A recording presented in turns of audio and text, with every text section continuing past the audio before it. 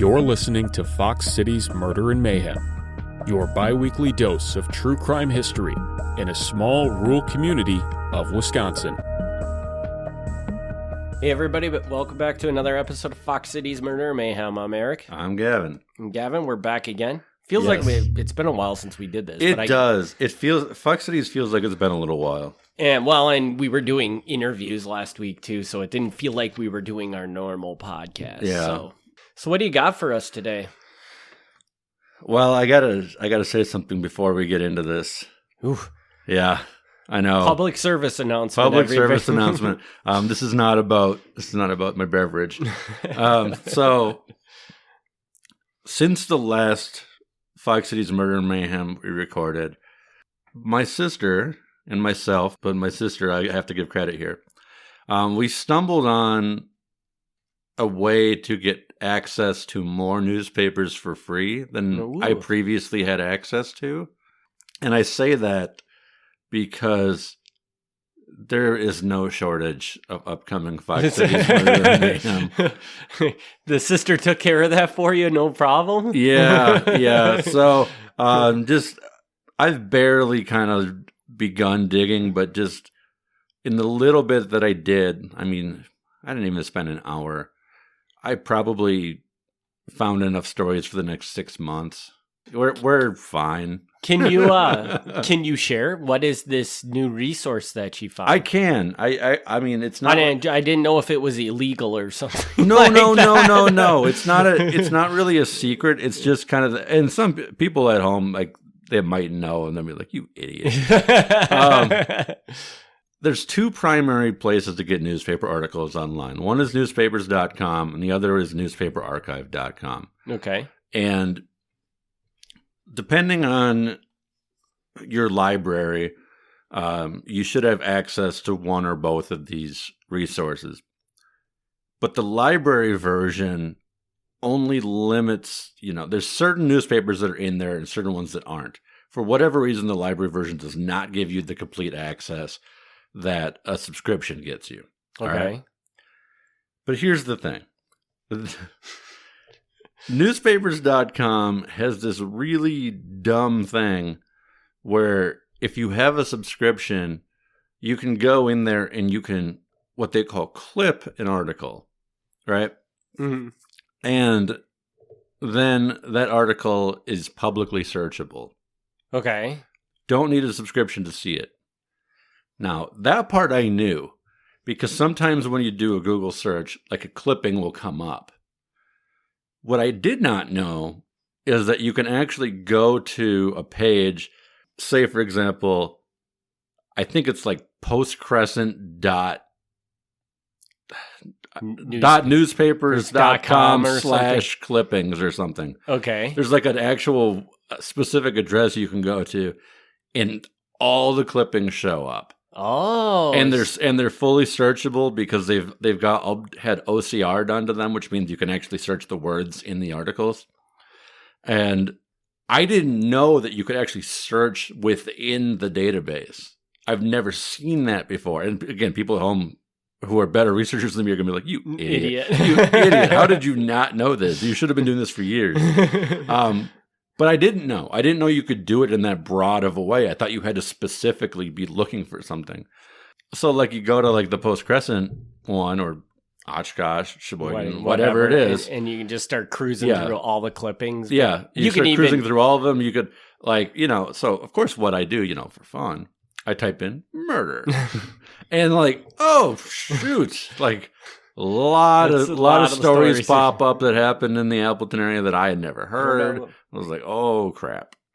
I probably shouldn't even tell this because now people are going to think, like, you're an idiot because people probably know about this. But maybe we have 400 researchers on this podcast that are listening right now that also didn't know that, and you just made their life infinitely easier. It is way easier. I mean, the limitation is that it has to be clipped. Mm-hmm. People clip the heck out of that stuff. Well, yeah, if I had a subscription, I would just go and clip everything so that everybody could see it. Yeah, it's the weird thing. Like if you're looking for an obituary or a marriage announcement, those are probably clipped. Those are the first things that people are going to go in and clip. Mm-hmm. But there are a lot of news stories clipped. And I don't even know why the service lets you do that. Because as soon as, like, if it lets you do that and then it, like, saved to your account so you have access to the things that you clipped for your personal quote-unquote scrapbook, I'd get that. But the fact that doing that makes it publicly searchable, they're, like, undermining their business model. So I don't understand it. Yeah, try that. If you're looking for a newspaper article you cannot find, like Google whatever newspaper clippings newspaper.com and you'll get the search bar for that particular newspaper. That's awesome. Yeah. So when you're searching it, you're like actually searching through like a Google portal too? Is that pretty no, like they've got their own newspapers.com has its own search engine. Okay. I was just curious. Yeah. Into the story. Now that we've gotten that out of the way. Okay, so this time we're going to talk about game warden Neil Lefebvre. Okay. Yeah. This is actually a pretty well-known case, but it was new to me. And I read about it in Wisconsin Game Warden magazine. Yes, I did read Wisconsin Game Warden magazine. I'm curious. I guess you work at a library, so that's probably how you got a hold of Wisconsin Game Warden magazine. It's pretty good magazine if you're interested in Wisconsin Game Warden. That's where I read about it. We're going to get right into it. There's no background to this story at all. We're going to start right out of the gate here. September 24th, 1971.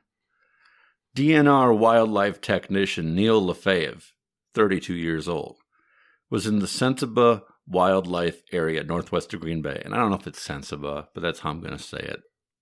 Feel free to... It's by Swamico. Swamico, I can say. Sensiba, I don't know. We'll go with that. Anyway, he's working out there in the wildlife area northwest of Green Bay. He was shot several times in the face by a .22 Remington rifle and also shot by a .30-06 Remington. Coincidentally, it was Lefebvre's birthday. Oh, that's sad. That is sad. When Lefebvre did not return home that evening, his wife was immediately concerned.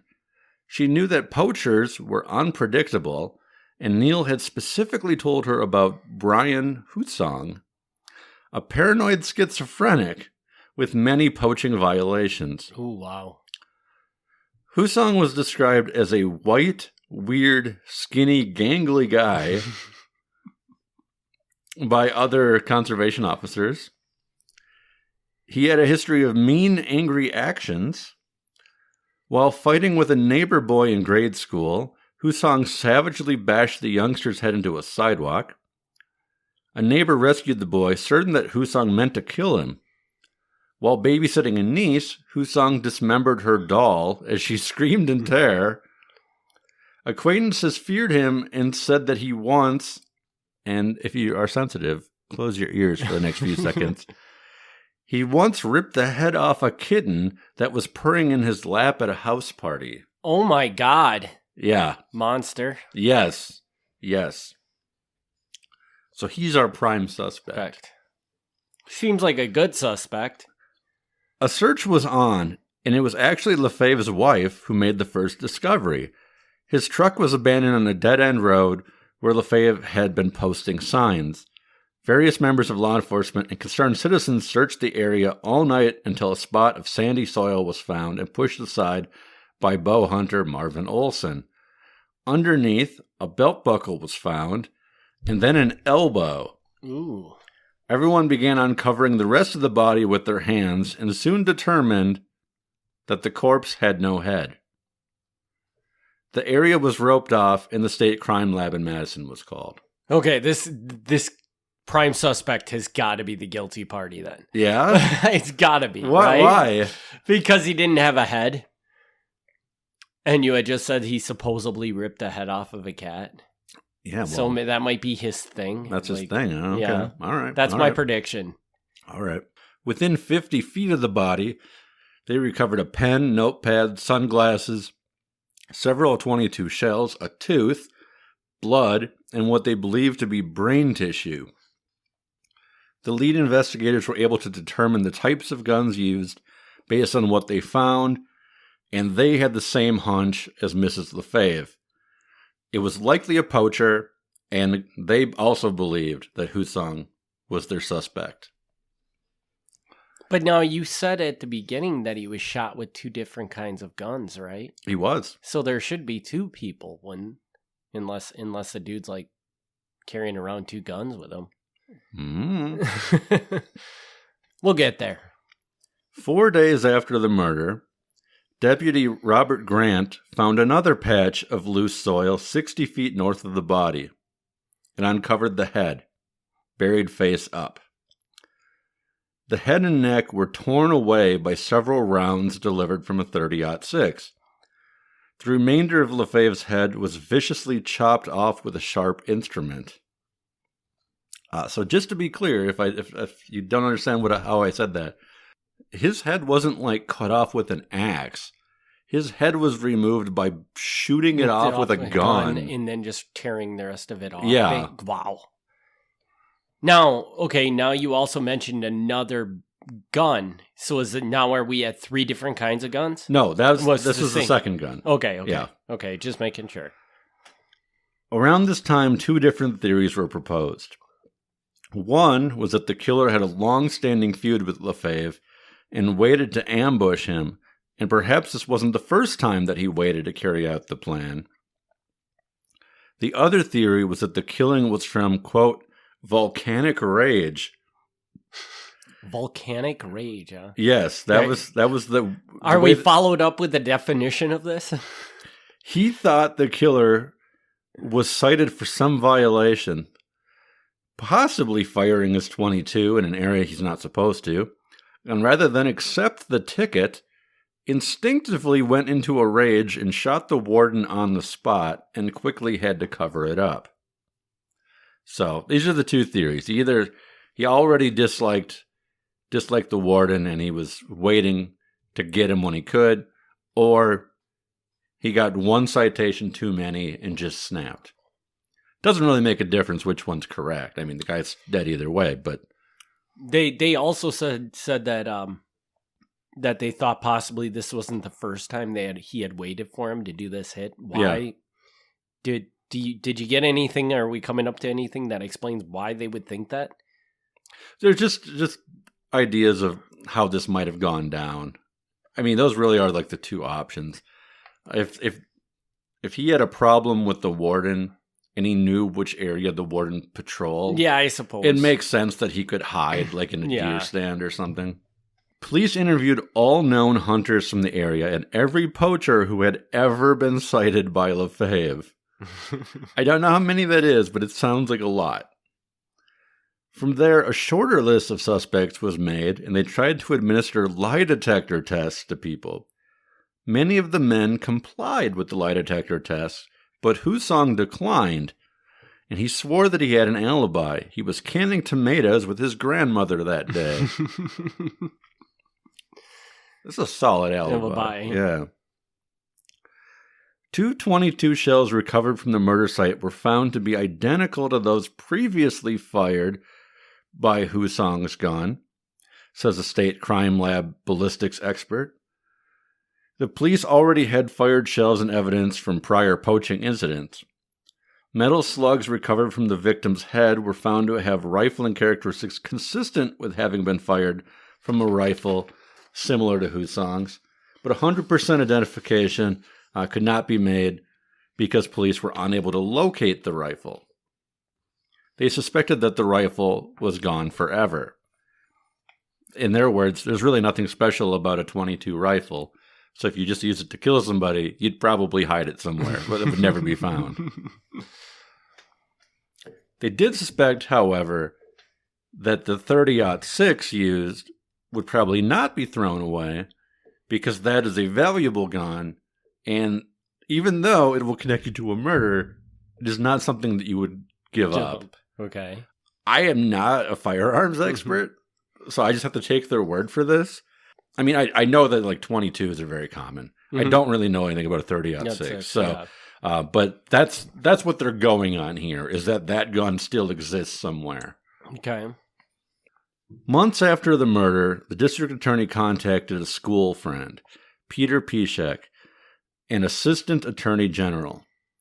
They believed the answer was to put a wiretap on Husong, which had allegedly never been done in Wisconsin before, except by federal agents.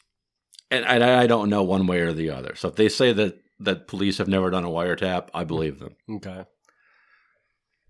The Wisconsin Electronic Surveillance Control Law was patterned after the federal surveillance statute, which had gone into effect not long before. This is 71? Yeah. Yeah, this is 71. And the law went into effect in 1969. So it had been on the books for about 2 years, but it hadn't been used yet. Part of the reason that it hadn't been used is they weren't really sure how it would hold up in court. Mm-hmm. Obviously, like, the law says it's okay, but that doesn't mean that a judge is going to agree that it's okay. Okay. They were kind of waiting for the right moment to use it. All right, so they had to have a hearing to get the wiretap approved.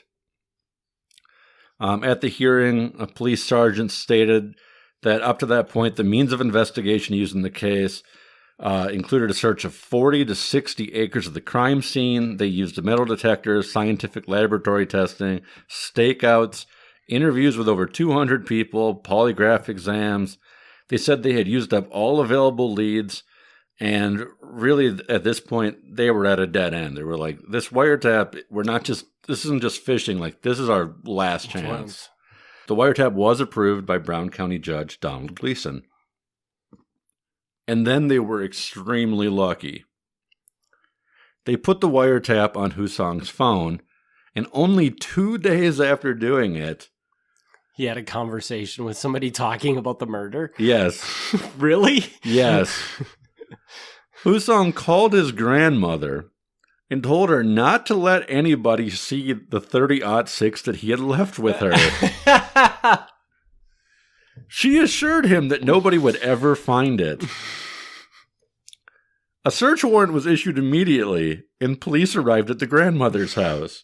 She at first denied knowing anything, but then said she gave it to her daughter and was escorted to a business owned by that daughter. There, they found the 30-06 dismantled into 3 pieces. Once reassembled and test-fired, the bullets matched the murder bullets, and Husong was arrested. A preliminary hearing was held in January 1972. He was bound over for trial. In April 1972, the court denied a motion to have the trial moved to a new county. Various pieces of prejudicial evidence were introduced, including articles in the Green Bay papers, and even an article that had appeared in a national true crime magazine, but the judge wouldn't allow them to move it. This is no more coverage than any other case would get. There's nothing really special about this. Mm-hmm. In fact, they started with a pool of 108 jurors, and they really had no trouble getting it down to the necessary number. It wasn't like all 108 were like, yeah, he's guilty. Yeah. So it wasn't as hard to get a jury as maybe the defense thought. Right. The case went to trial, and Husong tried to suppress the wiretap evidence based on the claim that there was no probable cause to request such a wiretap, just a hunch by the police. His argument was that pretty much the only thing that they had was that the 22 shells were similar to shells that they knew that he had fired. They didn't have 100% identification match. And the argument there is, if you don't know that those are my shells, you're basically just wiretapping somebody you think did it without somebody that probably did it. You know, and I'm going to get in a lot of trouble here. I kind of agree with that defense. I don't know how that law is written for wiretapping, so maybe what they did was perfectly legal. It seems like if you want to wiretap somebody, you should have some sort of evidence some pretty strong evidence that they're real, what's the word I'm looking for? A real, I'm thinking of that, trying to think of the word. Yeah. But you know what I'm saying. Yeah. I don't know. Do you have a feeling on that? I do. I'll get to it. Okay, you're getting to that point. I'll get to it. All right. Okay. So at this point, now the trial judge says, no, I'm not going to suppress it. We're moving the case forward. The next argument, and this argument sounds really stupid, but it's actually not the worst argument I've ever heard. Okay. They argued that the only thing that they could show was that he owned the 30-06. The 30-06 was only connected to the shooting of the neck to remove the head from the body. The murder weapon was the .22. Okay. So he's like, the best you can do is prove that I shot a dead guy in the neck. You can't actually prove I was the one who fired the weapon that killed him. Which sounds dumb, because it's not like he showed up, found a dead guy in the woods, and blasted his head off. Yeah. Like, that's a stupid argument. But technically, I mean, he's right. Again, really, they have nothing connecting to him to actually killing the person. Yeah. You know? Yeah, but of course, like, this wasn't very convincing. Yeah. And he was found guilty, and he was sentenced to life in prison. While leaving the court, he said to the district attorney, "I'll kill you, you son of a bitch." On the drive to prison, he threatened the officers too, and said that when he got out, Lefebvre's body would look like child's play compared to what he had in mind for them. Wow. Yeah. So he's a little cranky. So after being convicted, they file appeals, and the appeals are very, very heavily leaning on this wiretap. And he says, this wiretap, it violates the Fourth Amendment. The Fourth Amendment saying, the government cannot seize things from you. And basically listening on your conversation, you're like stealing things from me without my permission. Mm-hmm. And the Wisconsin Supreme Court basically said, yeah, we're not gonna go along with that. They said the state law is basically written identically to the federal law. Some words changed to make it fit state, but it's basically the same thing. And at this point, the federal law had been challenged up to the Supreme Court 4 or 5 times and had been held up every time. So they're like, if the U.S. Supreme Court says this is okay, we on the state level are not going to disagree. With it. What would happen? You'd re-argue it up to the Supreme Court, and they're just going to be like, look, we've already been through this. Yeah, and they said that even the Wisconsin law was stricter than the federal law, because the federal law allowed you to kind of re-up every so often, being like, okay, I didn't get what I'm looking for. Can you extend this?